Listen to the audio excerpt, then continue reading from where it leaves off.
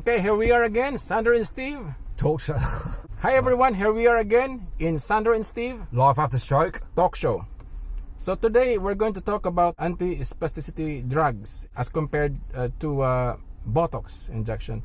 Anti-spasticity are a group of drugs that are used to relax spastic muscles or hyperactive muscles on the affected side of people with stroke. It's quite common, and a lot of people who have spasticity or high tone normally are on this drug to some degree. We'd like to talk about those drugs as well as Botox injection. The main difference between the two, the anti-spasticity drugs are generalized muscle relaxant, so it will relax all the muscles of your body, while the Botox injection is a more localized muscle relaxant, so it doesn't affect other parts of the body. So Steve, you've experienced how it's like to have baclofen, as well as having Botox. Can you talk to us about this? When I first went on to Baclofen, I went on to that gradually because I say if you take too much, people know you seem like you were drunk. So I went on there, took one tablet a day, and then went up from there. When I took one tablet a day, I did notice a difference. My hip was a bit more relaxed, right? But not a great deal, you know what I mean? Then when I went up a dose gradually, it was doing me more harm than good, Sandro. I was feeling dozy, even more dozy than normal, right? I wanted to sleep all the while, and I wasn't on a great amount of dose, so I cut it back, right, and then went forward again. I say it didn't, for me, it didn't help me. It didn't help you? No, it didn't help me. It's sort of like, not maybe worse, but it did help me hip a little tiny bit. I got my spasticity in my hip, in all my joints, my shoulder, and my wrist and my hip. It didn't. No, it wasn't worth the side effects, Sandro, for me. You know what I mean? So you're suffering the side effects more than the good effects of the drug. In my because in personal taking the experience. drug, Steve, the good effect, the advantages must outweigh the disadvantages. The side effects.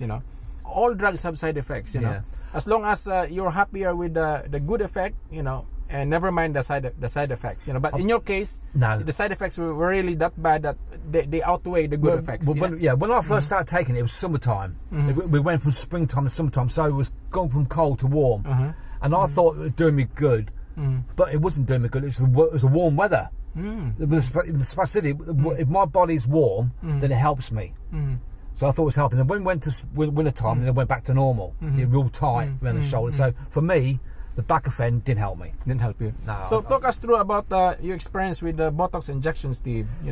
Well, I've only had one dose, Sandra, so I'm still working on that. But it took me 2 years to get that. You know what I mean? So when I went to see the doctor, I don't know if I'm allowed to say the doctor's name, Dr. Kirker. Yeah. Right. And he just put me on more Baclofen. I went on to the maximum amount you can do on Baclofen, and that I tried to explain to him that's making me dozy, but he wasn't having it. Yeah, I think the reason why he gives it to you, Steve, because it's cheaper. Cheaper. The NHS now obviously is trying to save money, so if they can give you the Baclofen, if it's working for you, then that's good. But it took me 2 years before. Then finally, May the 20th. So it's not been that long. I went down to Cambridge, and he gave me. That's the longest I've ever driven Cambridge to give me the. And I say that has helped me a lot more than the Baclofen. Because it's like you said in the opening of the video. Because he went to the target areas. He went to me elbow. So it's more targeted, more localized effect. Yeah, but like I say, we're still working on that. So I can see the improvement a lot more than I could do on the Baclofen. But people might say no. They've had more. I see some people. Everyone is different, Steve. Generally, Botox is better because it targets specifically the problem muscles, and it's more localized. So that means it has less side effects. You don't feel drowsy having a Botox injection. But obviously, it's more expensive, and the health service don't like giving it to people because it costs more money. I've actually got an appointment in Peterborough on Friday with Dr. Kirker, see the outcome of it. You know what I mean? He might say that's the only time I'm going to have it, but I'm able to get another injection. Yeah, you know what I mean? See, because it ain't going to be like a one hit wonder. You need it over gradually over the next 2-3 years, to loosen that muscle group. Exactly. I can actually. I tell you what, I can't really show because we're in the car, but I can actually put my hand now to my face. You know what I mean? I'm not saying I can have a drink, but I can do that. Like, you can do that. Yeah, you don't even see that on video.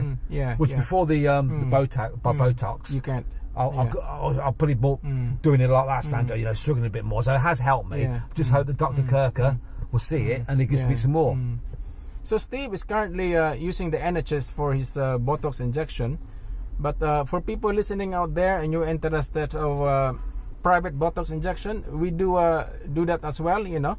So keep in touch. We'll get you Botox injection as soon as possible, you know. No waiting list. I can't stress, Botox did help me. Definitely. But it's just like say, wait 2 years for it. That's 2 years too long for me. I should have got in there straight away to help that muscle group. I'm 2 years behind now. So like I say, that's a good idea. But if people can afford it, definitely get it private. Definitely. Buy the money. If you can afford it, you know, it's better to go private. You don't have to wait. It's less hassle. Just keep in touch and straight away you can get it. You know, after an assessment, of course. That's it for now. Thank you very much for listening. Don't forget to subscribe to this channel, please. And if you have any questions, please keep in touch. You can make comments below. And hopefully we hear from you and see you again next time.